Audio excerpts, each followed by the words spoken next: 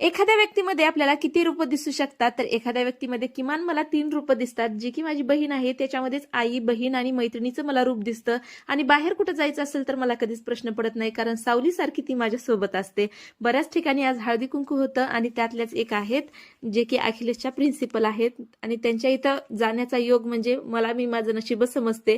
आणि तिथेच भेट झाली. हे सगळा स्टाफ आहे शाळेचा.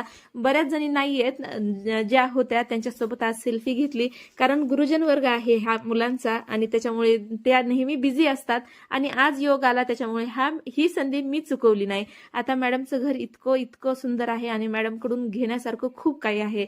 या आहेत प्रिन्सिपल अखिलेशच्या आणि खरंच इतक्या प्रश्नांची उत्तरं त्यांच्याकडे गेल्याच्या नंतर भेटतात ना, आणि इतकं सुंदर व्यवस्थित त्या समजून सांगतात. आणि हे इतकं सुंदर घर आहे. चांगल्या माणसांच्या सोबत राहिलं किंवा सानिध्यात राहिलं की आपल्याला सुद्धा चांगल्या सवयी लागतात, चांगले मनात विचार येतात, हे मात्र नक्की. शिवाजी महाराज, छत्रपती शिवाजी महाराज तिथे विराजमान होते, त्यांचं पण दर्शन घेतलं आणि घराकडे असं सतत सतत बघावं राहावं वाटतं आणि त्यांच्या व्यक्तिमत्वाकडे सुद्धा सतत बघत राहावं वाटतं. इतकं सुंदर व्यक्तिमत्व आहे. हे सगळं बघून इतकं प्रसन्न वाटत होतं की आपणही आपलं घर असंच सजवावं, असं नेहमी वाटतं त्यांच्या घरातून आल्याच्या नंतर. तर असे व्यक्ती तुमच्या जीवनामध्ये आहेत का कोणी, तर मला कमेंट बॉक्समध्ये सांगा. लगेच तिथून आम्ही दुसऱ्या ठिकाणी निघालो. हळदी कुंकू तिथेही कार्यक्रम होता आणि तिथे गेल्याच्या नंतर त्यांनी छान असा देखावा केला होता बघा विठ्ठल रुक्मिणीचा. विठ्ठल रुक्मिणी छान अशी दोघांचा लग्न सोहळा त्यांनी असा थोडक्यामध्ये मांडलेला होता आणि खरंच वाटत होतं तिथे सगळं बघून की हा लग्न सोहळाच आहे आणि लगबग सगळी लग्न सोहळ्याची चालू आहे. आता लग्न लागेल असं वाटत होतं. तिथे सगळ्या जणी अशा छान बसल्या होत्या. आम्हाला थोडासा वेळ झाला होता जाण्यासाठी आणि आता ह्या सगळ्या जणींनी ग्रुप करून हा हळदी कुंकाचा कार्यक्रम ठेवलेला आहे बरं का.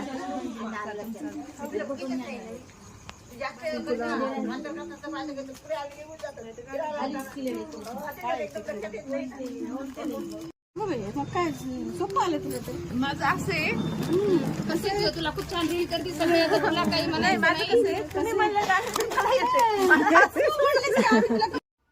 या सर्व जणींकडे बघून हेच वाटत होतं की वेगवेगळ्या विचारांच्या, वेगवेगळ्या घरच्या आणि वेगवेगळ्या वयातल्या जेव्हा स्त्रिया एकत्र येतात तर आणि प्रयत्न करून एखादा कार्यक्रम पार पाडतात, त्याचा सोहळा खूपच देखणा असतो.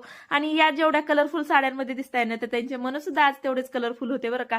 छान गाणे वगैरे म्हणायला लावत होत्या, चिठ्ठ्या वगैरे देऊन असे गेम ठेवल्या होत्या आणि त्यांना गाईड करत होत्या ह्या आजी. हे सगळं बघून विचार मी करत होते की बाहेर घराच्या पडलं की घेण्यासारखं खूप आहे, फक्त आपल्याला दृष्टी तशी पाहिजे. तर तुम्हाला व्हिडिओ आजचा कसा वाटला, आवडला तर लाईक करा, शेअर करा आणि चॅनलला सबस्क्राईब करा. भेटू लवकरच पुढच्या व्हिडिओ.